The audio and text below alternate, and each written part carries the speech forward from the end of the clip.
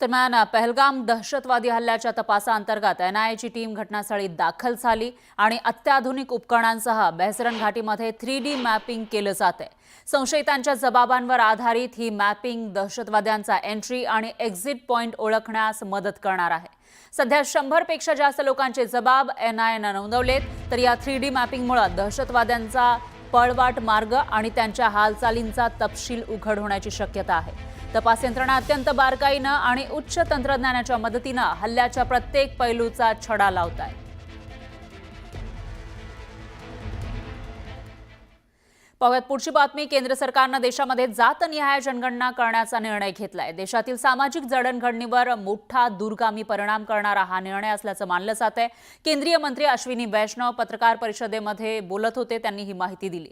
तर विरोधी पक्षनेते राहुल गांधी यांनी जातनिहाय जनगणनेची मागणी लावून धरली होती आणि त्यानंतर हा निर्णय आल्यावर त्यांनी ही प्रतिक्रिया दिली आहे। देशात जातनिहाय जनगणना होणार, केंद्र सरकारचा ऐतिहासिक निर्णय, मोदी सरकारचा मास्टर स्ट्रोक। देशात गेल्या काही वर्षात जातनिहाय आरक्षणाचा मुद्दा गाजतोय। या पार्श्वभूमीवर देशात जातनिहाय जनगणना केली जावी अशी गेल्या अनेक दिवसांपासूनची मागणी होती। देशात कोणत्या जातीची किती संख्या आहे ते समोर यावं अशी भूमिका मांडण्यात येत होती। या सगळ्या पार्श्वभूमीवर देशात जातनिहाय जनगणना करण्याचा निर्णय घेण्यात आला। 2025-26च्या सुरुवातीला देशभरात जातीय जनगणना केली जाईल असा मोठा निर्णय केंद्र सरकारनं घेतलाय। काही राज्य सरकारांनी सर्वे करण्याचा प्रयत्न केला, पण राज्य सरकारनं केलेल्या सर्वेत पारदर्शकता नव्हती असं अश्विनी वैष्णव यांनी म्हटलं। आज दिनांक 30/4/2025 के दिन प्रधानमंत्री श्री नरेंद्र मोदी जी के नेतृत्व में राजनीतिक विषयों की कैबिनेट समिति ने यह निर्णय लिया है कि जातियों की गणना को आने वाली जनगणना में सम्मिलित किया जाए। भारतात ब्रिटिश राजवटीत 1872 मध्ये पहिल्यांदा जनगणना झाली। त्यानंतर 1931 पर्यंत ब्रिटिशांकडून जनगणना करण्यात आली, त्या जातीची नोंदणी करण्यात आली होती। 1951 साली स्वातंत्र्य मिळाल्यानंतर भारतात पहिली जनगणना करण्यात आली।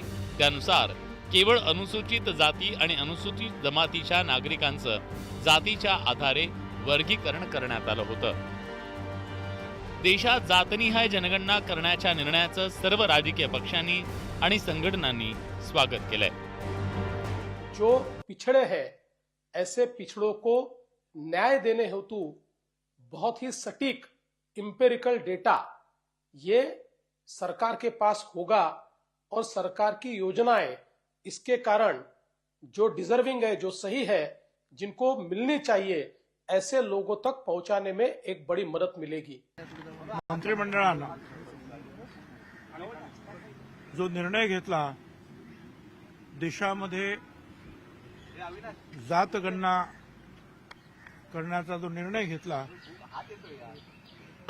त्याबद्दल आम्ही सर्व देशातले ओबीसी भटके विमुक्त अतिशय आनंदित आहोत आणि आम्ही सर्व त्यांचे आभार मानतो आहोत।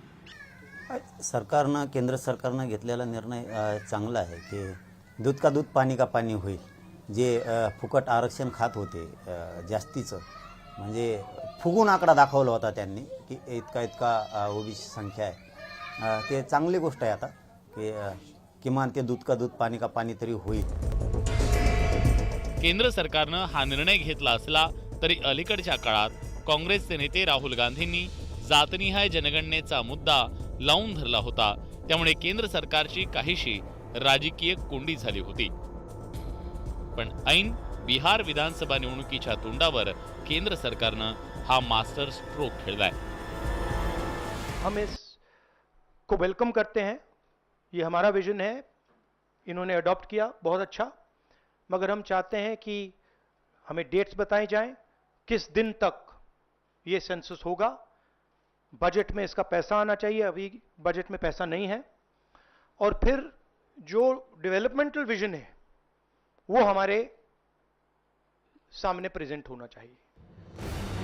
देशात लवकरच जातनिहाय जनगणनेच्या प्रक्रियेला सुरुवात होणार आहे. या देशात कोणत्या जातीची संख्या किती आहे याची आकडेवारी यातून समोर यायला मदत होणार आहे. Bureau report, news